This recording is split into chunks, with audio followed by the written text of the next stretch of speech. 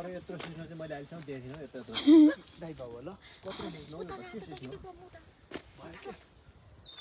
रातो रातो उता हेर्नु नि चारवटा जुप्पा उ त्यो के उ त्यो जुप्पा के जुप्पा त्यो जुप्पा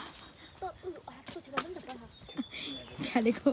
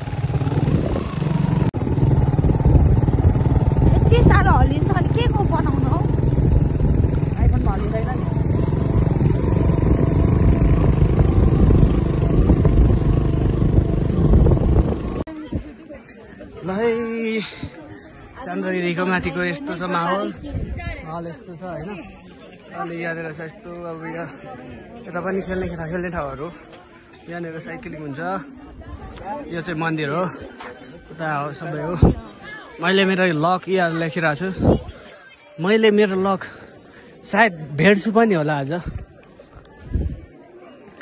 मैले मेरो लक अस्तिको भिडियोमा राखेको थिएँ यहाँ एउटा होइन तर भेट्नलाई गाह्रै छ धेरै रहेछ म अहिले एकछिनमा खोज्ने छु यही भित्रमा छ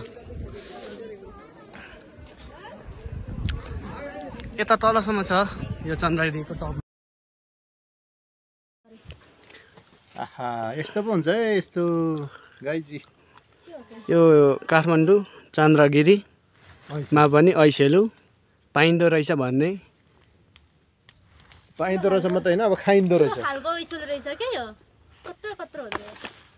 चन्द्रगिरीको यो टप हिल हो होइन यो हो दाइ एउटा त रहेछ त ए दाइ आइसकेको रहेछ म चाहिँ ल फाइनल गाइस यो चाहिँ यो चितलाङ अरे चितलाङ जाने बाटो ल चितलाङ जाने बाटो यो बाटो हो चितलाङ जाने चाहिँ हिँडेर जाने हो तर हामी चाहिँ यतादेखि जानुपर्छ बाइकहरू यो साइडदेखि छ यहाँ भित्र चाहिँ केबल कारहरू हो यो टप हो यहाँदेखि चाहिँ मान्छेहरू छिर्ने अनि डाइरेक्ट तल कस्तो दामी भ्यू देखिँदैछ बाफ्रे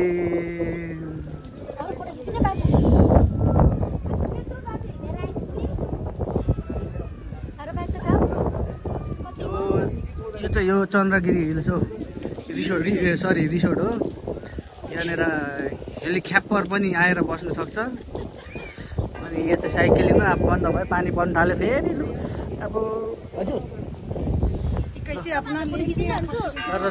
है आज अब लगभग अन्तिममा पानी परेर बर्बाद छ अब लाग्ने हो ओह्रालोतिर झर्ने बाइकमा कसरी जाने प्राय यहाँदेखि हामी हिँडेर आएको त्यहाँदेखि तलसम्म तल देखेको यहाँनिर बाइक छ त्यहाँदेखि मुनि हाम्रो बाइकहरू यता आउनु दिँदैन नत्र यहाँसम्मै आउँथ्यो बाइक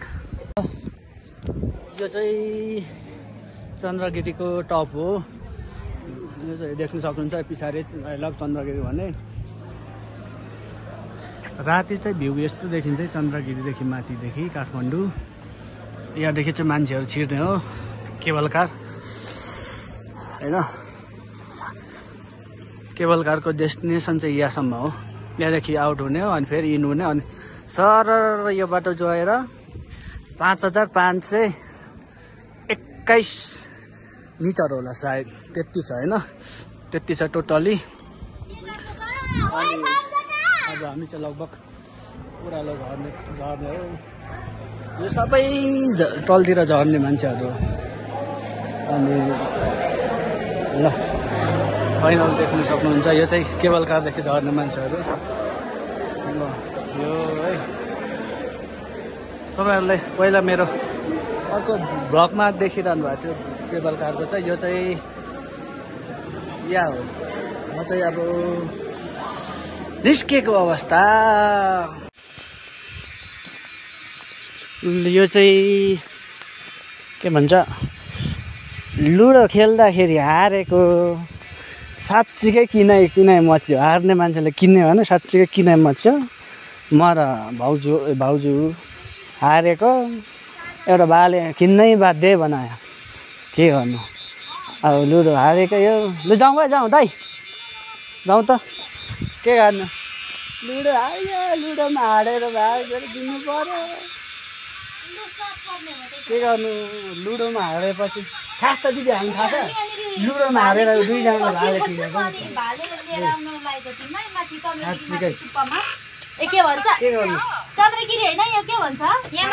सोल्टीलाई ट्याग गरेर हालिदिन्छु है।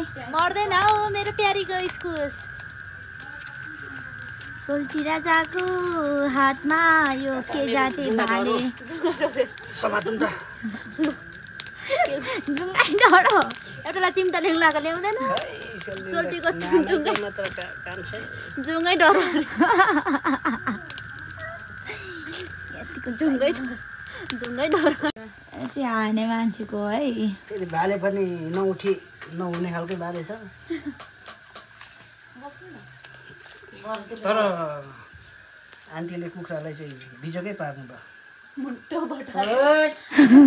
मलाई सिकाउनु सुँगुर मार्न मलाई सिकाउनु मोरी पार्छ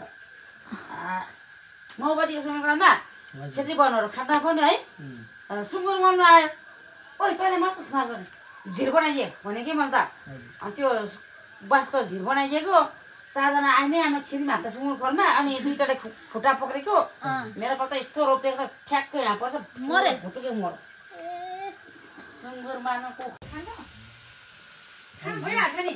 हाम्रो आपाले त्यसो भनिन्छ कसरी गर्ने बेला नानीले हजार भन्छ रक्सी किन्दै ठुलो रक्सी खानु हुँदैन भन्छ शिवजीको प्रसाद रे आगीबाट रक्सी खाएर बाउरा हामी गएको